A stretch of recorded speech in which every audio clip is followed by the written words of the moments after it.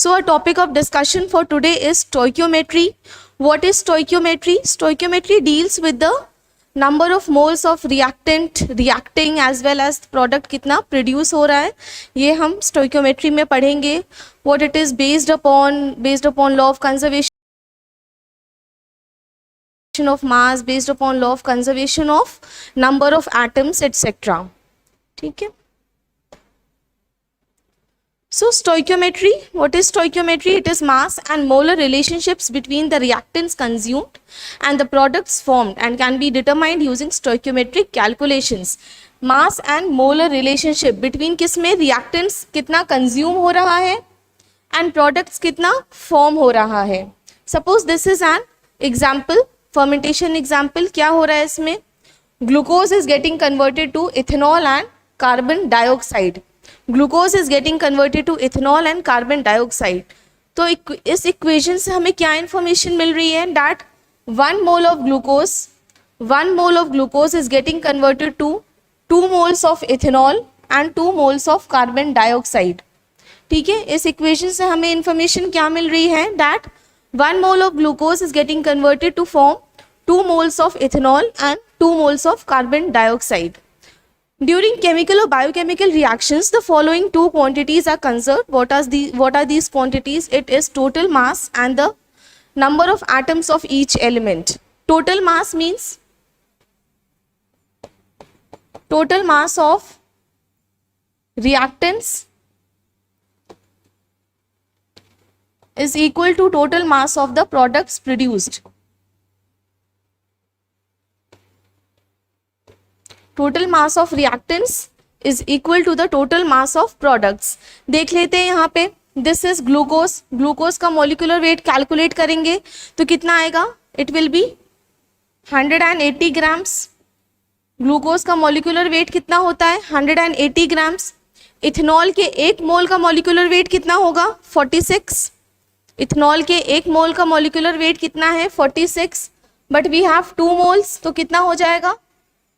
92 हो जाएगा. So 2 moles of ethanol will weigh how much? 92 grams. And 2 moles of CO2 will weigh how much? 88 grams. Because 1 mole has 44 grams. 1 mole of CO2 कितना weigh करता है? 44 grams. So 2 moles कितना weigh करेंगे? 88 grams. अगर हम इसे total करें product side को तो it will come up to 180, यानी कि left hand side is equal to the right hand side. So this clears our total mass balance. कि मास बैलेंस कंजर्व्ड है, दैट मीन्स कि total mass of the reactants is equal to the total mass of the products form. Then the second is number of atoms of each element. They are also conserved.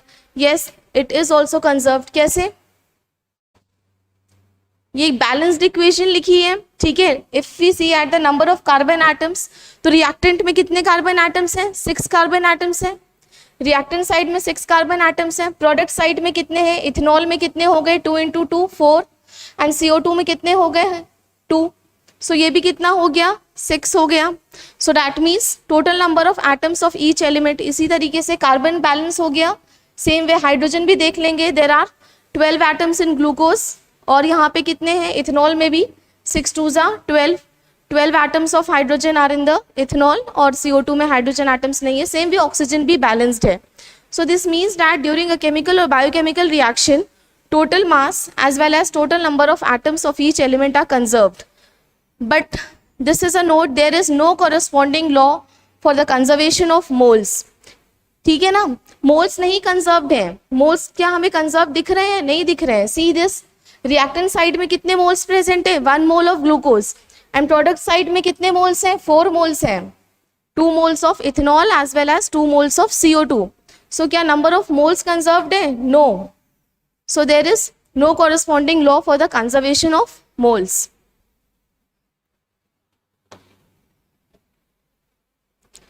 So here are certain terminologies which we need to know what it is. Limiting reactant. So what is a limiting reactant? Limiting reactant क्या होता है? It is the reactant that is present in the smallest stoichiometric amount.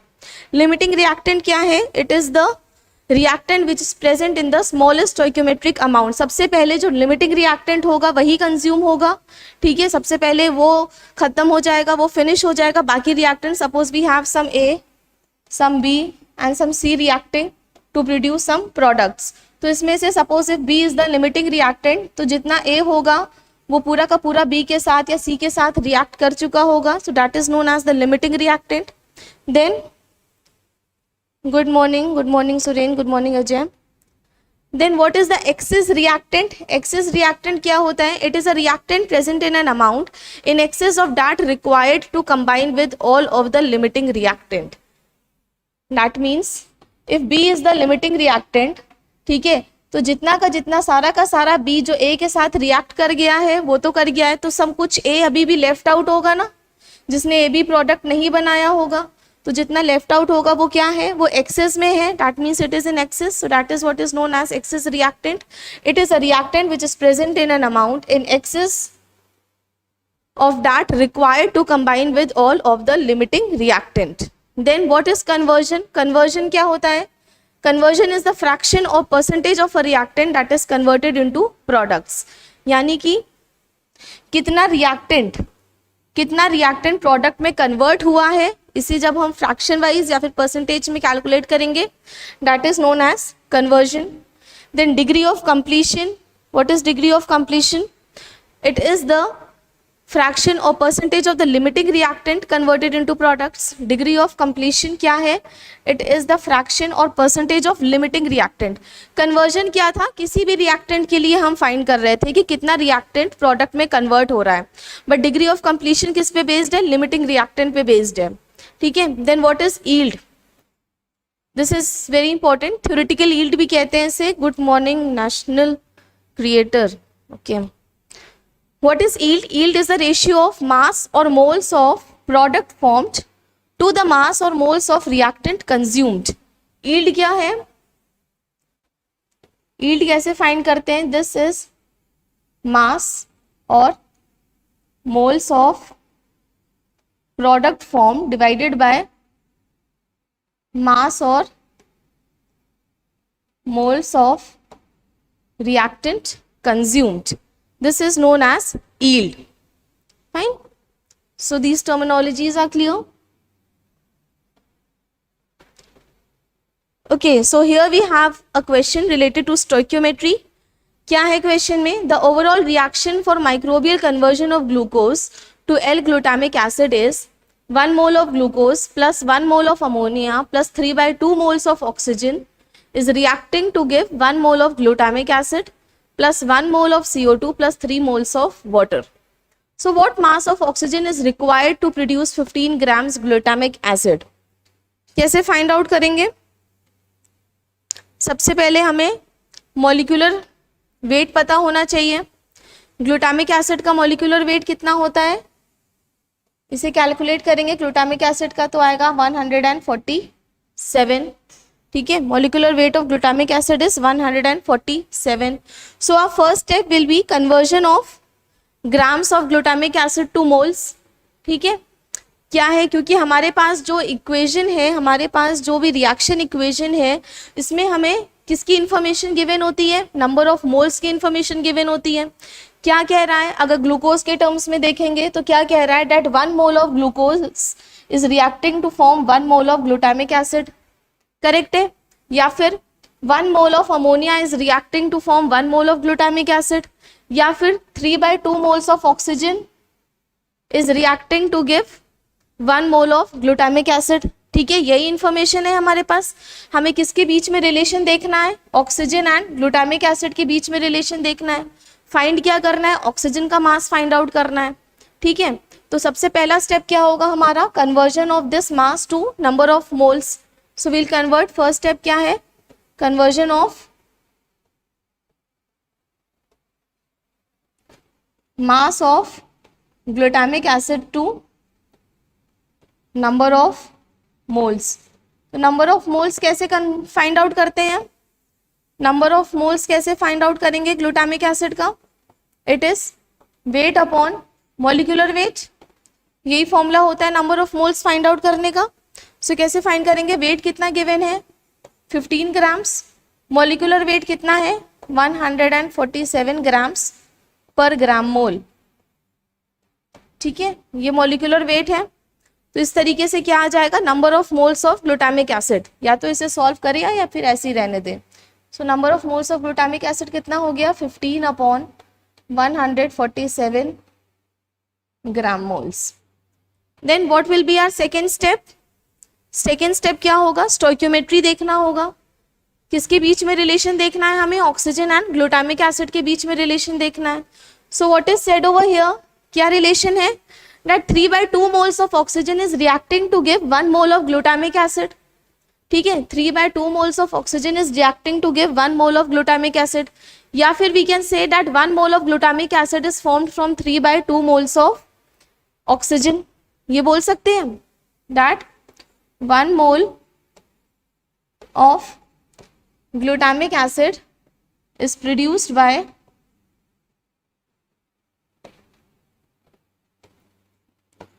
3/2 moles of oxygen.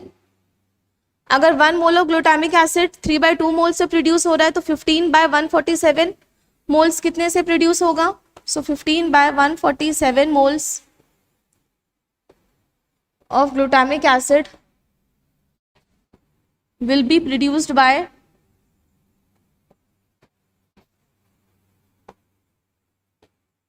How many moles.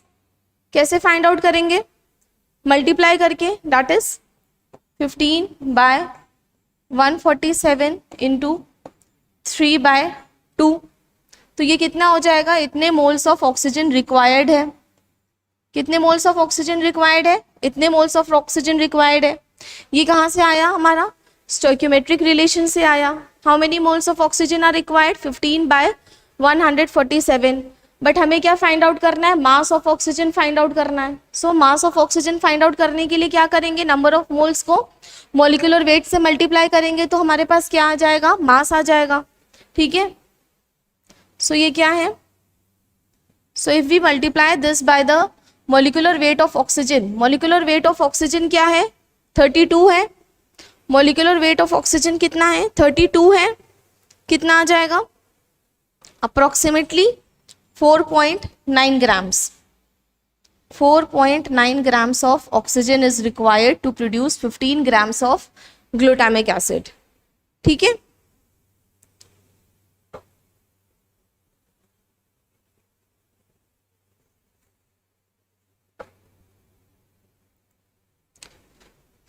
So first step क्या था हमारा, mass of glutamic acid को number of moles में convert करना। Second step क्या था, stoichiometric relationship दे के वैल्यू फाइंड आउट करना। And third step was to convert the number of moles of oxygen to mass. ठीक है,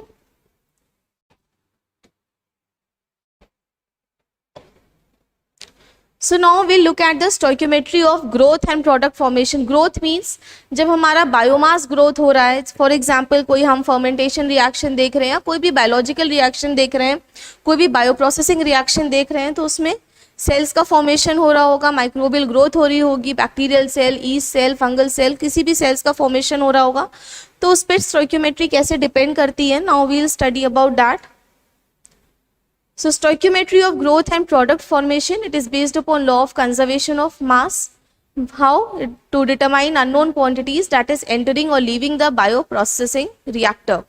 Then when cell growth occurs, then cells are a product of reaction and must be represented in the reaction equation. अगर cell growth occur हो रही है, suppose this is the reactant side, this is the product side, तो product side में क्या हम consider और करेंगे, cell growth भी consider करेंगे। ठीक है, then how reaction equations for growth and product synthesis are formulated, let us look at that. So this is it, what it says that cell growth obeys the law of conservation of matter. Law of conservation of matter क्या है, that the mass of the reactant is equal to the mass of the product. ठीक है, इसी पे based होगा, mass of the reactant is equal to the mass of the product, which means that all the atoms of carbon, hydrogen, oxygen, nitrogen and other elements that is consumed during the growth are incorporated into new cells or excreted as products. substrate होगा, ठीक है, और क्या होगा, कुछ oxygen होगा, oxygen supply कर रहे हैं अगर एरोबिक रिएक्शन है, और क्या होगा, कुछ नाइट्रोजन सोर्स होगा। ये सब किस में इनकॉर्पोरेट हो जाएंगे, जो हमारा बायोमास है उसमें इनकॉर्पोरेट हो जाएंगे। ठीक है, क्या मिलेगा, बायोमास मिल रहा है, कुछ साइड प्रोडक्ट्स के तौर पे क्या मिलेगा हमें, CO2 and water. So what are the side products, CO2 and water.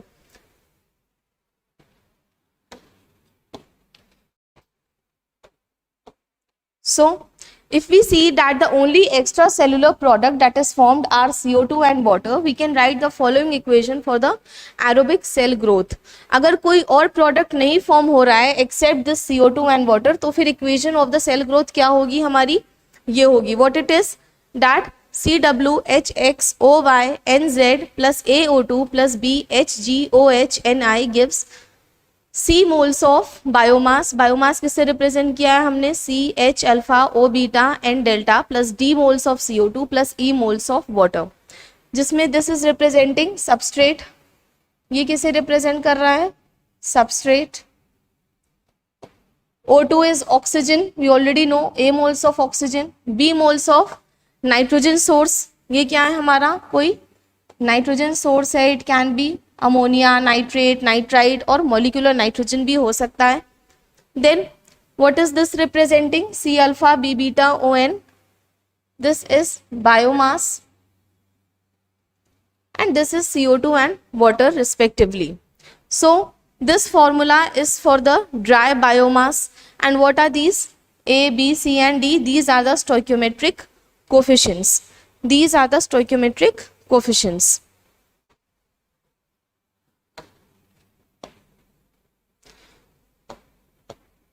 So biomass का फॉर्मूला हमारे पास क्या था, C moles of C H alpha O beta and delta. Fine, अगर हमें क्वेश्चन में बायोमास का फॉर्मूला नहीं गिवन है एंड हमें बायोमास की ज़रूरत है, then we use this as the general formula. क्या है ये, CH 1.8 O 0.5 and N as 0.2, यानी कि अल्फा की वैल्यू कितनी है 1.8, बीटा की वैल्यू कितनी लेंगे 0.5 एंड डेल्टा की वैल्यू हम लेंगे 0.2। ठीक है, अगर हमें क्वेश्चन में बायोमास का फॉर्मूला गिवन है तो जो क्वेश्चन में गिवन है वो यूज़ करेंगे, अगर नहीं गिवन है तो हमारे पास ये जनरल फॉर्मूला है जो we will use. So this is CH 1.8 O 0.5 and N 0.2 can be used as general formula for biomass when the composition analysis is not available. इसको कैलकुलेट करेंगे तो इसका एवरेज मॉलिक्यूलर वेट कितना आएगा 24.6 ग्राम moles. ठीक है, इसका एवरेज मॉलिक्यूलर वेट कितना आएगा 24.6। और क्या ये रिप्रेजेंट करेगा 5 to 10% residual ash is often added to account for those elements that are not included in the formula. तो जब हम molecular weight of biomass calculate करेंगे पूरा, तो उसमें क्या होगा, it will contain molecular weight of biomass plus 5 to 10% of residual ash. ठीक है, अगर क्वेश्चन में गिवन होगा that residual ash is present तो इसके बेसिस पे हम कैलकुलेट करेंगे, अगर नहीं गिवन है तो टोटल बायोमास का फॉर्मूला लेके फर्दर कैलकुलेशंस करेंगे।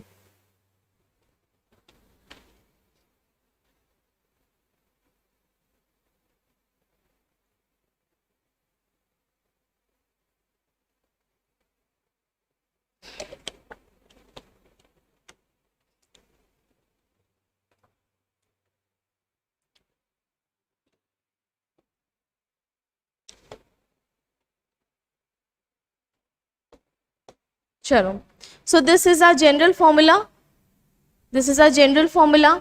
सो इसमें क्या है, एलिमेंटल बैलेंसेस करने, क्योंकि हमें स्टोइकियोमेट्रिक कोफिशिएंट्स फाइंड आउट करनी है, तो हम क्या करेंगे, elemental balance. Elemental balance means number of atoms of each element को बैलेंस करेंगे। सो अगर कार्बन बैलेंस करेंगे तो देखते हैं रिएक्टेंट साइड पे कितना कार्बन प्रेजेंट है, W, so this is W। Product side में कितना प्रेजेंट है, C moles coming from biomass and D from CO2, so W is equals to C plus D।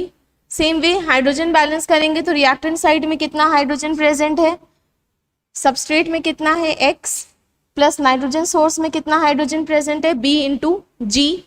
So we'll write over here as B into G which will be equal to, biomass में कितना hydrogen present है C alpha, plus water में कितना present है 2E। ठीक है। Same way oxygen balance और nitrogen balance के लिए हम इक्वेशन डिराइव कर लेंगे। सो ये क्या है हमारे पास, these are 4 equations but we have 5 unknowns. हमारे पास अननोन्स कितने हैं, 5 हैं। So we also need one more equation, एक और इक्वेशन हमें चाहिए। तो वो कहाँ से आएगी, रेस्पिरेटरी क्वोशिएंट से आएगी। So what is this respiratory quotient, it is the ratio of moles of CO2 produced to the moles of oxygen consumed. ये रेस्पिरेटरी क्वोशिएंट क्या है, it is the ratio of moles of CO2 produced to the moles of oxygen consumed.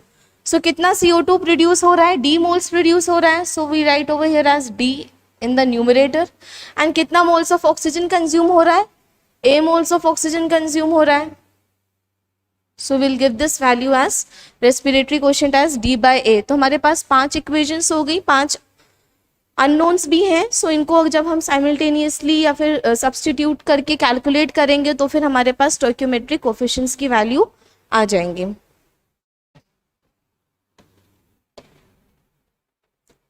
So here we have this question, क्या है ये, that production of single cell protein from hexadecane is described by the following reaction equation. What is the equation, C16H34 plus AO2 plus BNH3 gives C moles of CH 1.66 O 0.27 N 0.2 plus D moles of CO2 plus E moles of H2O, where this formula it is representing the biomass. So respiratory quotient कितना given है यहाँ पे, 0.43 given है। Determine the stoichiometric coefficients. तो हमें क्या find out करने हैं, सारे के सारे स्टोइकियोमेट्रिक कोफिशिएंट्स यानी कि A B C D E की वैल्यूज फाइंड आउट करनी है। फाइन, तो पहले हमारे पास क्या है, जनरल फॉर्मूला है। हम जनरल फॉर्मूला नोट डाउन कर लेते हैं, क्या होता है,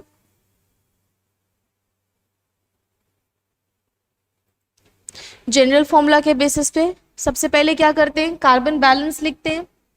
so what will be the carbon balance, reactant side पे कितना कार्बन प्रेजेंट है, 16, और कहीं है नहीं है। प्रोडक्ट साइड में कितना कार्बन प्रेजेंट है, C from here and D from CO2। सो ये हो गया हमारे पास कार्बन बैलेंस। फिर हाइड्रोजन बैलेंस देखते हैं। सो ये कितना है, 34 प्लस और कितना हाइड्रोजन है, 3B will give us how much, 1.66 C plus 2E। ठीक है, ऑक्सीजन बैलेंस देखते हैं, कितना ऑक्सीजन प्रेजेंट है रिएक्टेंट साइड पे, 2A which will be equal to 0.27 C plus 2D plus E। देन नाइट्रोजन बैलेंस, नाइट्रोजन बैलेंस क्या है, B moles is equal to 0.2 C। ये हो गया हमारा नाइट्रोजन बैलेंस। ठीक है, अब हमें और क्या इन्फॉर्मेशन गिवन थी, respiratory quotient which was number of moles of CO2 produce to number of moles of oxygen consume. तो कितना CO2 प्रोड्यूस हुआ है, D मोल्स, कितना ऑक्सीजन कंज्यूम हुआ है, A मोल्स, और इसकी वैल्यू कितनी गिवन है हमें, 0.43। अब सब्स्टिट्यूट करके क्या हम स्टोइकियोमेट्रिक कोफिशिएंट्स फाइंड आउट कर सकते हैं। चलो देखते हैं कैसे फाइंड आउट होगा। यहां से हम A की वैल्यू फाइंड आउट कर लेते हैं। A की वैल्यू कितनी होगी, D by 0.43 is equal to A, ये लिख सकते हैं, या फिर 1/0.43 को और क्या लिख सकते हैं, 2.326 इंटू D। सो A की वैल्यू क्या आ गई हमारे पास, 2.326 इंटू D। ये हो गई हमारे पास A की वैल्यू। ठीक है, अब यहाँ से D की वैल्यू फाइंड आउट कर सकते हैं। D की वैल्यू कितनी थी, कितनी आएगी इससे, सो D is equal to, D is equal to 16 minus C। D is equal to 16 minus C, ये कहाँ से आया, कार्बन बैलेंस से आया, जहाँ D is equal to 16 minus C। सो यहाँ पे सब्स्टिट्यूट कर दे D की वैल्यू, 16 minus C कितना हो जाएगा, A is equal to 2.326 into 16 minus C into 16 minus C, bracket open करेंगे कितना आएगा, ए इज इक्वल टू 37 से मल्टीप्लाई करेंगे, ब्रैकेट ओपन करेंगे, 16 इंटू 2.326 को मल्टीप्लाई करेंगे कितना आएगा 37.22, this will be 37.22 minus 2.326 into C. So ये क्या हो गई हमारे पास, ए की वैल्यू हो गई इन टर्म्स ऑफ सी, ए की वैल्यू आ गई हमारे पास इन टर्म्स ऑफ सी। ठीक है, अब क्या है, बी की value in terms of C already given है, बी की value in terms of C already given है। इस बी की वैल्यू को हम हाइड्रोजन बैलेंस में पुटअप कर सकते हैं, इस बी की वैल्यू को हम इस इक्वेशन में पुटअप करें, क्या हो जाएगी equation, 34 plus 3 into 0.2 C will give us 1.66 C plus 2E। ठीक है, ये इक्वेशन आ गई, ये इक्वेशन आ गई। इसे फर्दर कैलकुलेट करेंगे तो क्या हो जाएगी हमारे पास, 34 plus 3 into 0.2 0.6 C is equal to 1.66 C plus 2E। अब हम E की value in terms of C find out कर सकते हैं, E की value in terms of C find out कर सकते हैं। इसे फर्दर कैलकुलेट करेंगे कितना आएगा, 34 इज इक्वल टू 0.6 को राइट हैंड साइड पे ले जाएंगे, माइनस हो जाएगा, कितना आ जाएगा 1.06 C प्लस 2E। ठीक है, now 34 minus 1.06 C divided by 2, ये किसकी वैल्यू हो जाएगी, E की वैल्यू हो जाएगी। ये किसकी वैल्यू आएगी हमारे पास, E की वैल्यू आएगी। सो E की वैल्यू कितनी होएगी, 17 माइनस 0.53 C। E की value in terms of C कितनी आ गई, 17 माइनस 0.53 C। ठीक है, ठीक है, सो इसे रब करते हैं। So we have value of A in terms of C, we have value of B in terms of C, value of C E in terms of C। So अब हम ये सारी वैल्यूज इस इक्वेशन में पुट अप कर दें, oxygen balance के equation में। So what we'll get,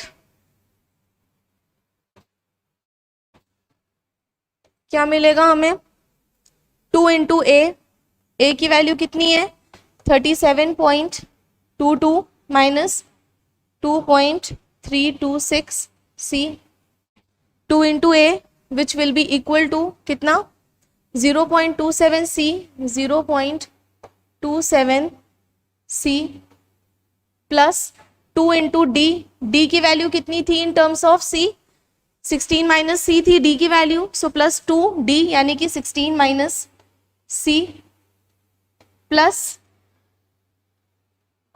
E की वैल्यू कितनी आई है हमारे पास 17 माइनस 0.53 C। ये क्या हुई हमारी ऑक्सीजन बैलेंस की इक्वेशन होगी। इन सारी वैल्यूज को हम सब्स्टिट्यूट करेंगे तो हमारे पास क्या आ जाएगा, C की वैल्यू, C की वैल्यू यहां से फाइंड आउट करेंगे तो कितनी आ जाएगी 10.64।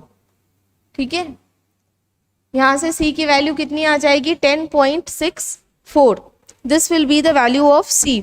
सो इन सारे रिजल्ट्स को सब्स्टिट्यूट करेंगे, अगर C की वैल्यू 10.64 आई है तो D की वैल्यू कितनी हो जाएगी, D इज 16 माइनस C यानी कि 16 minus 10.64, what will be the answer, D की वैल्यू कितनी आएगी 5.37, ये कितनी होगी D की वैल्यू होगी।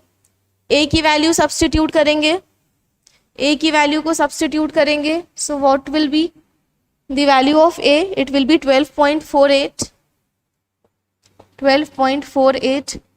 B की वैल्यू कितनी आएगी, B is 0.2 into C, B की वैल्यू कितनी होगी 0.2 into C, that will be 2.13। ये B की वैल्यू हुई, D हो गया, A हो गया, B हो गया, C की वैल्यू में पता है 9। E की वैल्यू कितनी आएगी 11.36, E की वैल्यू कितनी हो जाएगी 11.36। So this is the way of calculating the stoichiometric coefficients. कैसे फाइंड आउट करेंगे, कुछ ना कुछ इन्फॉर्मेशन गिवन होगी, उसके बेसिस पे हम सारी इक्वेशंस को किसी एक वेरिएबल के टर्म्स पे ले आएंगे एंड देन सब्स्टिट्यूट करके we can find out the stoichiometric coefficients.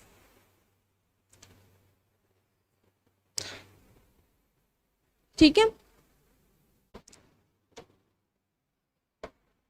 चलो now electron balance. So what is electron balance? Electron balance कैसे फाइंड आउट करेंगे? अवेलेबल इलेक्ट्रॉन्स को फाइंड आउट करके। So what are available electrons? Available electrons refer to the number of electrons that are available for transfer to oxygen on combustion of a substance to produce CO2, water and nitrogen containing compounds। किस पे based होगा? Basically ये valency पे based होगा, valency of the elements. Elements की क्या क्या valencies हैं। So the number of available electrons found in the organic material is calculated from the valency of the various elements. Valency क्या है? कार्बन की वैलेंसी कितनी? 4, हाइड्रोजन की कितनी? 1, ऑक्सीजन की कितनी? -2, फॉस्फोरस के लिए क्या कंसिडर करेंगे? 5, सल्फर के लिए 6 एंड नाइट्रोजन के लिए 3। There are 3 means if ammonia then -3, अगर मॉलिक्यूलर नाइट्रोजन है तो 0 और अगर नाइट्रेट है तो 5। तो इनके बेसिस पे हम number of available electrons find out करते हैं। अवेलेबल इलेक्ट्रॉन्स के बेसिस पे हम डिग्री ऑफ रिडक्शन की कैलकुलेशंस करेंगे। ठीक है,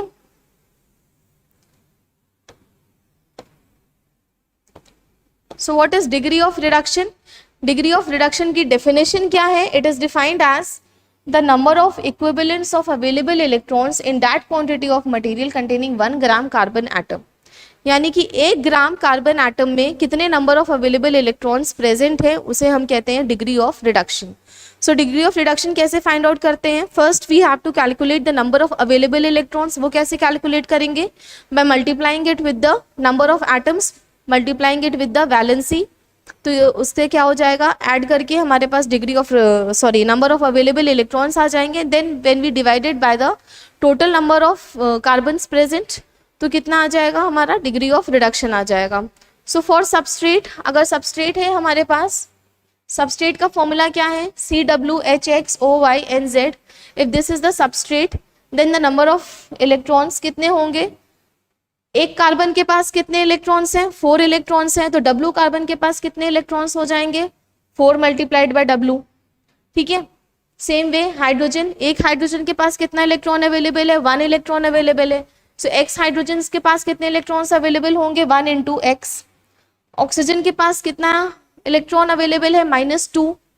1 oxygen will have -2, so Y oxygen will have, या Y atoms of oxygen will have -2Y electrons. Same way nitrogen, nitrogen अगर हमारे पास नाइट्रोजन सोर्स अमोनिया है तो हम -3 लेके चलेंगे।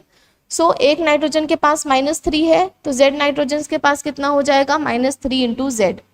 ठीक है, इन सबको ऐड किया, हमारे पास क्या आ गया? Number of available electrons. Degree of reduction find out करने के लिए क्या करते हैं? Number of available electrons is divided by the number of carbon atoms. Degree of reduction कैसे फाइंड करेंगे? Number of available electrons divided by the number of carbon atoms. कितने carbon atoms हैं? W कार्बन एटम्स हैं, तो यहाँ पे हमने W से उसको डिवाइड कर दिया। सो this is the formula for degree of reduction of the substrate. ये सबस्ट्रेट के लिए है, हम दूसरे मॉलिक्यूल्स के लिए भी फाइंड आउट कर सकते हैं। Degree of reduction for CO2, water and ammonia is 0। चलो देखते हैं कैसे 0 है। If you talk about CO2 की बात करते हैं। Degree of reduction of CO2 represent किससे करते हैं? गामा से रिप्रेजेंट करते हैं। Degree of reduction is represented by gamma. चलो, कार्बन में एक कार्बन एटम है, सो कितने अवेलेबल इलेक्ट्रॉन्स हैं? 4 है। एक ऑक्सीजन के पास -2 है, तो 2 ऑक्सीजन के पास कितने हो जाएंगे? -2 × 2 divided by number of carbon atoms कितना है? 1 है। सो 4 - 4 कितना हो गया? 0। तो degree of reduction of CO2 कितना हो गया हमारे पास? 0।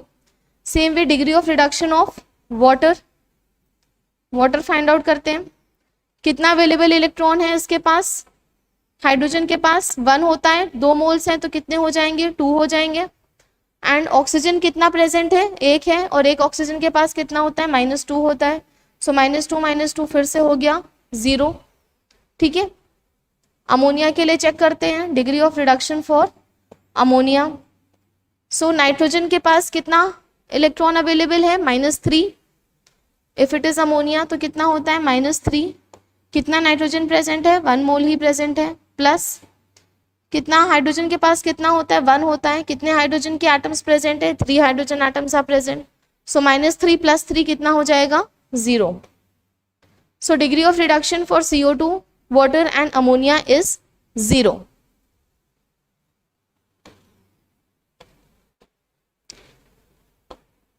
चलिए, so the electrons available for transfer to oxygen they are conserved during metabolism, यानी कि जितने भी इलेक्ट्रॉन्स रिएक्टेंट में प्रेजेंट हैं उतने ही इलेक्ट्रॉन्स हमारे प्रोडक्ट साइड भी प्रेजेंट होंगे।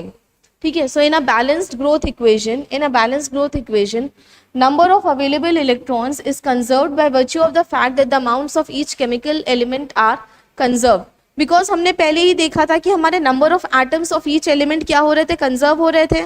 ठीक है, तो उन्हीं एटम्स के पास ही तो वैलेंस इलेक्ट्रॉन्स या फिर अवेलेबल इलेक्ट्रॉन्स है, तो वो भी कंजर्व्ड ही होंगे।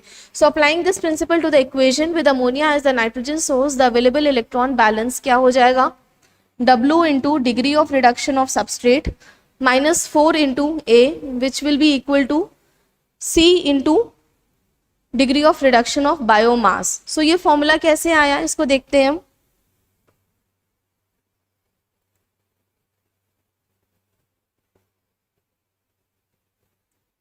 हमारे पास ओवरऑल फॉर्मूला क्या था, CWHXOYNZ plus A moles of O2 plus B moles of some nitrogen source. ठीक है, GHI, दिस विल गिव कितना, C moles of biomass. Biomass कैसे रिप्रेजेंट करते हैं हम, CH alpha B H alpha O beta and N gamma से, plus D moles of CO2 plus E moles of water. So ये है, ये क्या है हमारे पास ओवरऑल इक्वेशन है। फाइन, सो इसका degree of reduction find out करेंगे तो कितना होता है, गामा S होता है। अगर हमें डिग्री ऑफ रिडक्शन पता है तो हम number of available electrons find out कर सकते हैं। डिग्री ऑफ रिडक्शन कैसे फाइंड आउट करते हैं, degree of reduction of substrate is equal to number of electrons available divided by the number of carbon atoms. ऐसे ही तो फाइंड आउट होता है, number of electrons available divided by the number of carbon atoms. So we want to know the number of electrons available. तो ये किससे cross multiply हो जाएगा, number of electrons available find out करना है और हमें डिग्री ऑफ रिडक्शन गिवन है तो क्रॉस मल्टीप्लाई हो जाएगा। क्या हो जाएगा, degree of reduction of substrate multiplied by number of carbon atoms. Number of carbon atoms, number of carbon atoms किसमें, क्योंकि सबस्ट्रेट की बात है तो इन सबस्ट्रेट। तो कितने number of carbon atoms present है सबस्ट्रेट में, W एटम्स प्रेजेंट है, तो नंबर ऑफ अवेलेबल इलेक्ट्रॉन्स कितना हो जाएगा, degree of reduction of substrate into W। ठीक है, ऑक्सीजन का डिग्री ऑफ रिडक्शन कितना होता है, 0 होता है, तो यहाँ पे नंबर ऑफ अवेलेबल इलेक्ट्रॉन्स हम कितना कंसिडर करेंगे, 0 कंसिडर करेंगे। इफ दिस इज अमोनिया तो ये क्या होगा, ये भी टर्म हमारा 0 हो जाएगा। सॉरी, ऑक्सीजन का 0 नहीं होता है, अमोनिया का 0 होता है।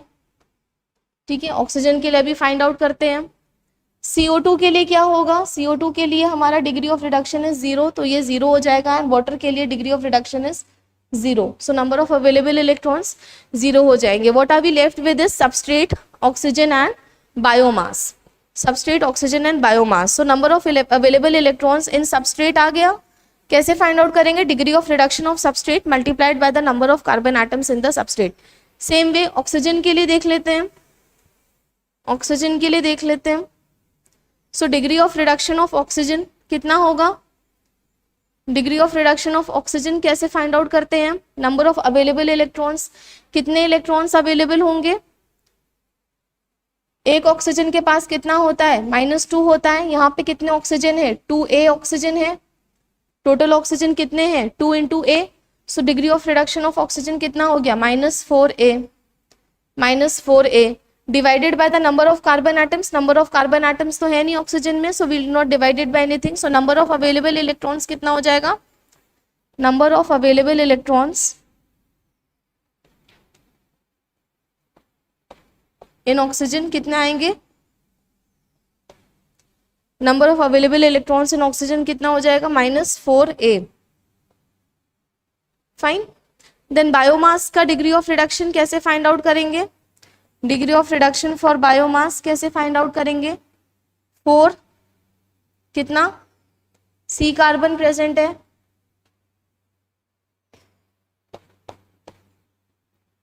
4 प्लस अल्फा, जो भी हमारे पास फॉर्मूला होता है बायोमास का, दैट इज 1.8, उसके बेसिस पे डिवाइड करेंगे। सो अगर हमारे पास degree of reduction of biomass present है तो नंबर ऑफ अवेलेबल इलेक्ट्रॉन्स कितना हो जाएगा, number of available electrons in biomass divided by the number of carbon atoms. कितना कार्बन एटम्स है, C कार्बन एटम्स है। सो अवेलेबल इलेक्ट्रॉन्स कितने हो जाएंगे, C into degree of reduction of biomass. So इसके बेसिस पे हमारे पास ये जनरल फॉर्मूला आ गया, that is W into gamma S -4a is equal to C into gamma B.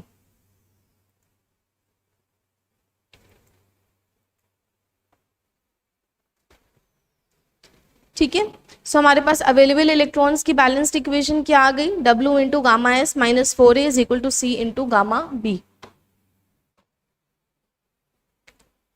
Now how to calculate the biomass yield. हमें biomass yield find out करनी है तो कैसे फाइंड आउट करेंगे, it has a linear relationship. तो कैसे find out होती है, by dividing the grams of biomass produce to the grams of substrate consumed. Yield कैसे रिप्रेजेंट करते हैं, y से रिप्रेजेंट करेंगे, XS means yield of biomass from the substrate. x किसे रिप्रेजेंट कर रहा है, बायोमास को, और s किसे रिप्रेजेंट कर रहा है, सबस्ट्रेट को।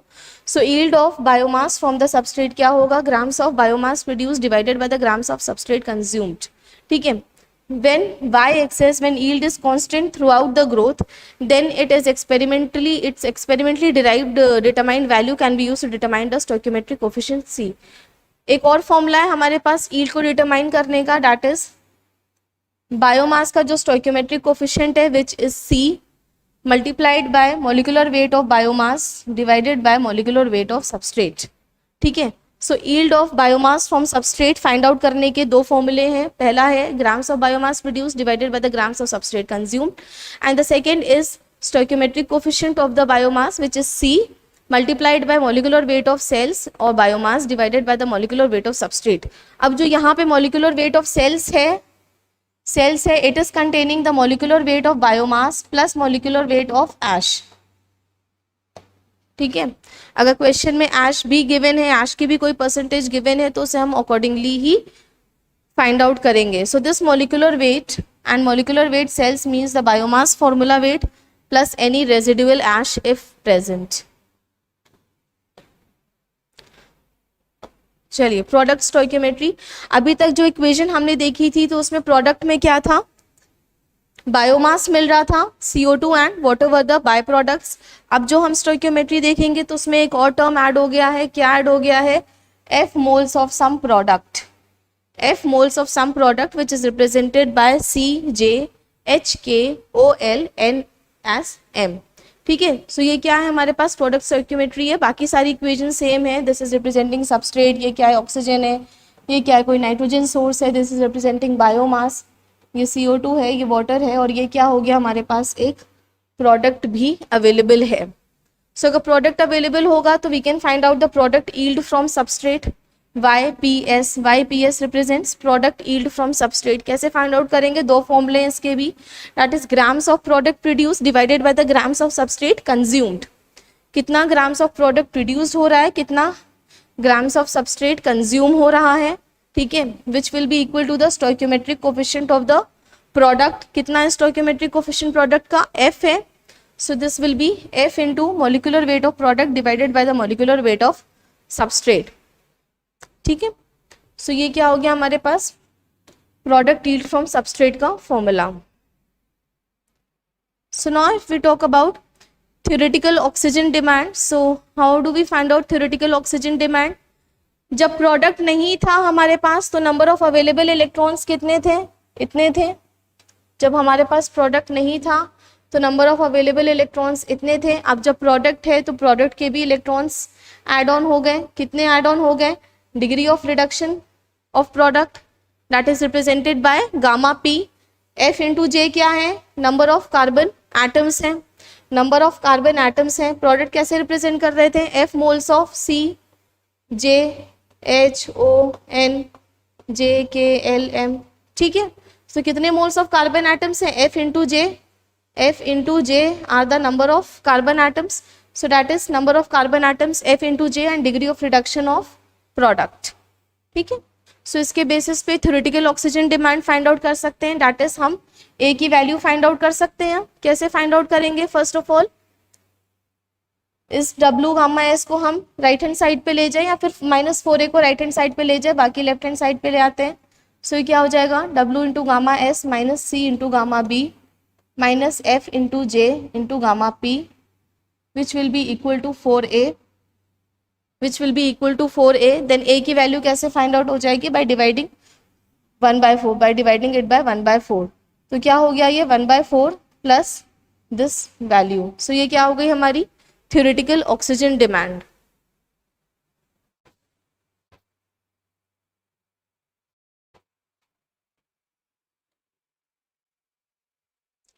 So now what is the maximum possible yield? Maximum possible yield अगर हमें फाइंड आउट करना है तो कैसे फाइंड आउट करेंगे? फर्स्ट ऑफ ऑल हम सारे टर्म्स राइट हैंड साइड पे ले आएंगे और उसे किससे मल्टीप्लाई कर देंगे? किससे डिवाइड करेंगे? Sorry, number of available electrons in the substrate से. किससे डिवाइड करेंगे? Number of available electrons in the substrate. Number of available electrons in the substrate कितना है? W into degree of reduction of the substrate. Fine. So if we define delta B, अगर हम delta B को किससे define करते हैं? As the fraction of available electrons in the substrate transferred to biomass. यानी कि अगर हम इस टर्म को, ये किससे रिप्रेजेंट कर रहा है? This is fraction of available electrons in the substrate that is transferred to biomass. ये किस टर्म को रिप्रेजेंट करेगा? This is fraction of available electrons in the substrate that is transferred to oxygen and this is fraction of available electrons in the substrate that is transferred to the product. So if we define this term as delta B, किस term को delta B बोला है हमने? The fraction of available electrons in the substrate that is transferred to biomass. So कैसे represent करेंगे? delta B will be equal to C into gamma B, that is degree of reduction of biomass divided by the degree of reduction of substrate into W. So in the absence of product formation, अगर कोई product नहीं form हो रहा है, if all the available electrons were used for the biomass synthesis, then delta B would equal unity. यानी कि इसकी value कितनी हो जाएगी? 1 हो जाएगी. डेल्टा बी की वैल्यू अगर 1 हो गई, so under these conditions the maximum value of stoichiometric coefficient C कैसे आएगा? C max. If delta B की वैल्यू 1 हो गई तो सी मैक्स कैसे आएगा? क्रॉस मल्टीप्लाई करके होगा W into gamma S divided by gamma B. So ये किसकी वैल्यू होती है? ये सी मैक्स की वैल्यू होती है. अगर हमें मैक्सिमम यील्ड फाइंड आउट करनी है, if we have to calculate the maximum yield of biomass, तो कैसे फाइंड आउट करेंगे? सी मैक्स से फाइंड आउट करेंगे. सी मैक्स की वैल्यू क्या होगी? W into degree of reduction of substrate, good morning Priyanka, divided by the, good morning Ankur, divided by the degree of reduction of biomass. So यहाँ से हमारे पास किसकी वैल्यू हो जाएगी? Maximum yield of biomass. ठीक है. सेम वे अगर हमें maximum possible product yield find out करना है, ये कब पॉसिबल है? जब बायोमास बिल्कुल प्रोड्यूस नहीं हो रहा होगा, सारा का सारा सबस्ट्रेट किस में कन्वर्ट हो रहा होगा? प्रोडक्ट में कन्वर्ट हो रहा होगा. तो हम maximum possible product yield find out कर सकते हैं by F max. So F max की वैल्यू क्या हो जाएगी? W इंटू या फिर available electrons in the substrate divided by J into degree of reduction of the product. ठीक है. ये कैसे हुआ? Suppose this is F into J into gamma P divided by W into gamma S is equal to 1. इसे हम 1 consider करते हैं. तो क्या हो जाएगा, अगर हमें एफ की वैल्यू, एफ का स्टोइक्योमेट्रिक कोफिशिएंट पता करना है, cross multiply W into gamma S divided by J into gamma P. So यहाँ से आ जाएगा, ये वाली जो वैल्यू होती है एफ की, ये क्या होती है, एफ मैक्स होती है।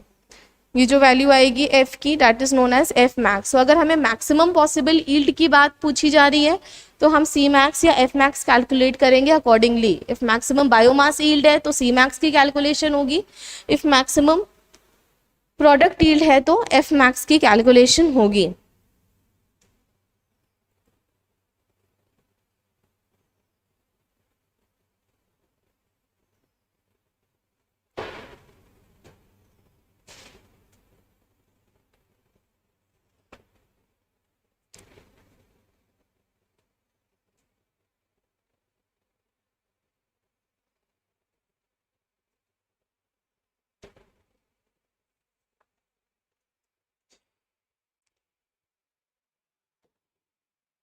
चलिए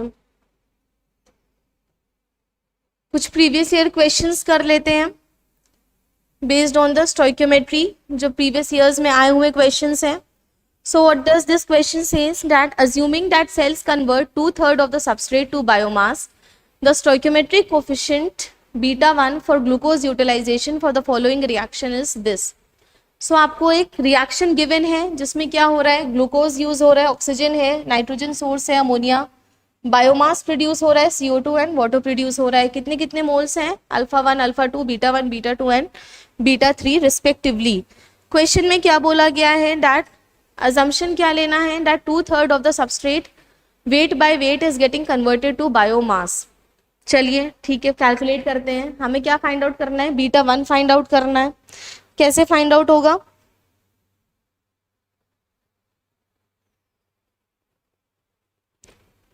कैसे फाइंड आउट करेंगे, वेट बाय वेट की बात की गई है तो चलिए पहले वेट में आते हैं।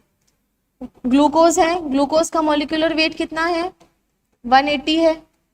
ग्लूकोज का मॉलिक्यूलर वेट कितना है, 180 है। सो क्या कह रहा है यहाँ पे, that 2/3 of the substrate, 2/3 of the substrate, तो 2/3 ऑफ द सबस्ट्रेट कितना हो जाएगा, 2/3 ऑफ 180, 2/3 ऑफ 180 कितना आएगा, 2/3 ऑफ 180 कितना आएगा, 120 हो जाएगा। 2/3 ऑफ 180 कितना आएगा, 120 ग्राम्स हो गया। 120 grams of glucose is getting converted to form क्या, बायोमास, यानी कि 2/3 is getting converted to form biomass, यानी कि इसका वेट कितना होना चाहिए, 120 होना चाहिए। ठीक है, इसका वेट कितना आना चाहिए, 120 आना चाहिए। चलिए देखते हैं कितना है, कार्बन कितना अवेलेबल है हमारे पास, दिस इज β1।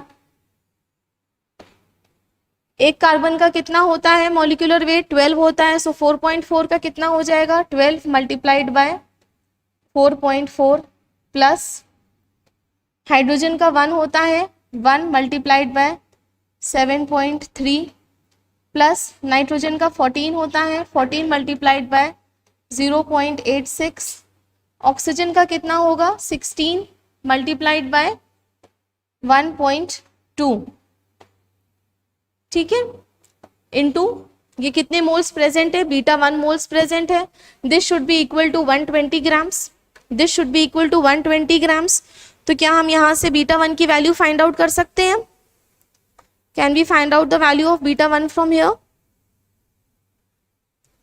इस पूरे टर्म को कैलकुलेट करेंगे, कितना होगा, 120 इज इक्वल टू β1 इंटू, इसे कैलकुलेट करेंगे कितना आएगा, 91.34, 91.34। ठीक है, तो यहाँ से β1 की वैल्यू क्या हो जाएगी, 120 divided by 91.34, 120 divided by 91.34, you will get the answer as 1.31। क्या आंसर आएगा, 1.31। सो β1 की वैल्यू क्या हो गई, 1.31। कैसे फाइंड आउट किया, 2/3 of the substrate is getting converted to biomass. So substrate का मॉलिक्यूलर वेट या कितना सबस्ट्रेट प्रेजेंट है, 1 मोल प्रेजेंट है, तो इसका मास कितना हो जाएगा, 180 ही रहेगा, बिकॉज 1 मोल इज प्रेजेंट। तो सबस्ट्रेट का मास कितना आया, 180 grams. 2/3 is getting converted to biomass, तो 2/3 कितना हो गया, 120 grams, that is getting converted to biomass. So biomass का मास कितना आ जाएगा, number of moles into the molecular weight of the biomass जो हमारे पास फॉर्मूला में गिवन है, तो उसे फाइंड आउट करके हम बीटा 1 की वैल्यू फाइंड आउट कर सकते हैं कि कितने मोल्स ऑफ बायोमास प्रोड्यूस हुआ है। 1.31 मोल्स ऑफ बायोमास प्रोड्यूस हुआ है। चलिए, this is the second question. क्या है? The respiratory coefficient for the reaction A moles of CHMON plus B moles of oxygen plus C moles of ammonia is giving D moles of biomass. Biomass किससे represent किया है? CH alpha O beta and gamma plus E moles of water and F moles of CO2. It is defined as respiratory coefficient. कैसे find out करते हैं?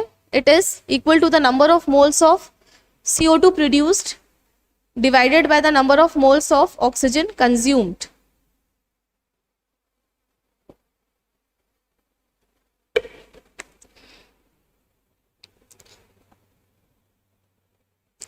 तो कैसे find out करेंगे? Number of moles of respiratory quotient is number of moles of CO2 produced divided by number of moles of oxygen consumed.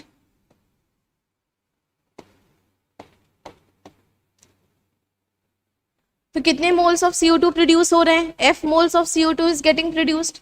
कितने moles of oxygen consume हो रहा है? B मोल्स कंज्यूम हो रहा है। सो आंसर क्या हो जाएगा? F बाय B, यानी कि fourth option. This will be our answer, that is the fourth option.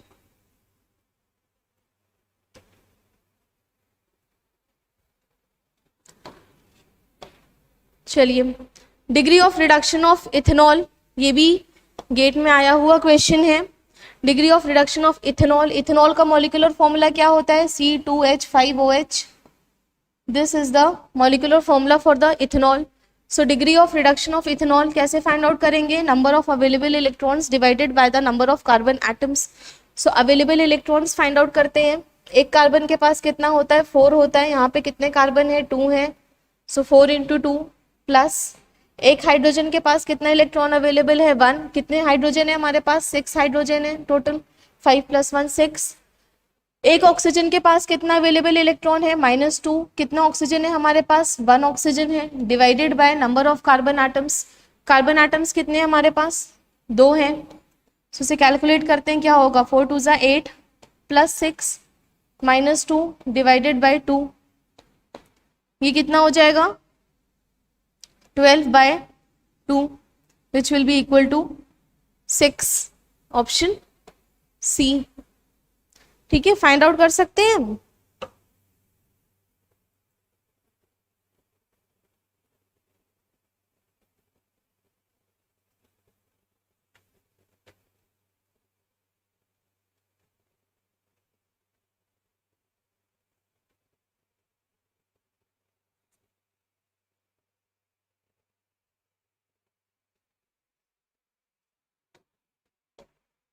चलो, नेक्स्ट क्वेश्चन।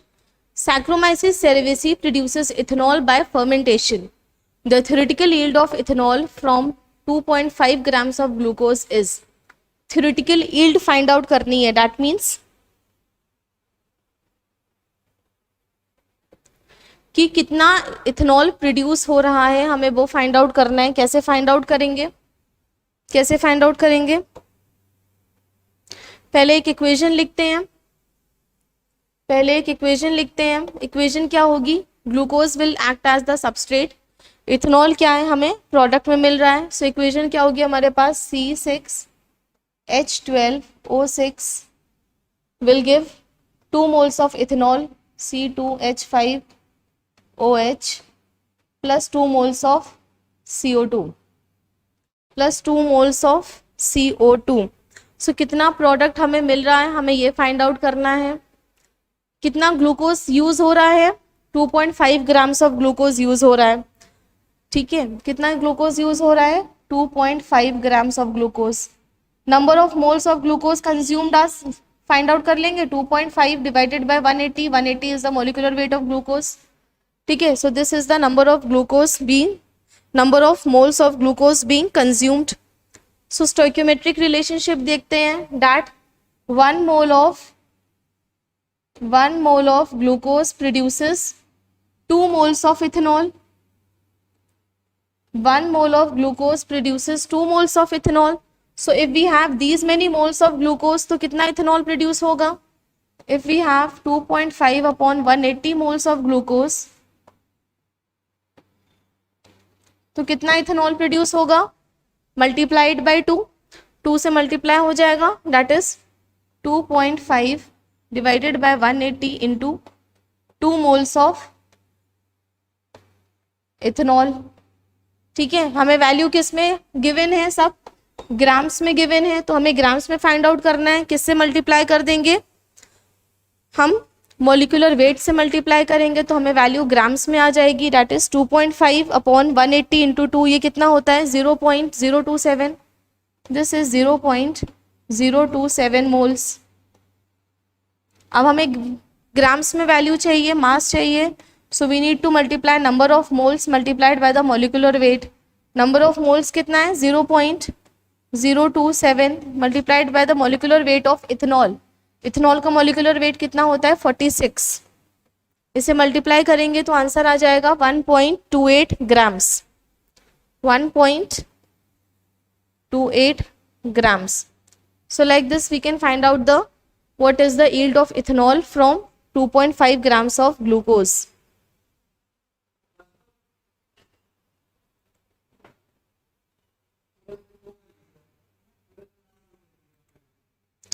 चलिए, so these are the questions based on stoichiometric calculations. और भी questions हैं जो आप प्रैक्टिस कर सकते हैं. ठीक है, प्रीवियस ईयर क्वेश्चंस हैं, उन्हें फॉलो करिए, उन्हें प्रैक्टिस करिए. कोई डाउट है तो फिर पूछ सकते हैं नेक्स्ट टर्न पे जब हमारी क्लास होगी. So we'll end today's lecture over here and will continue from the next lecture in the next turn. कुछ एक नया टॉपिक लेके आते हैं. Fine, okay then. Thank you for today's class. Thank you guys.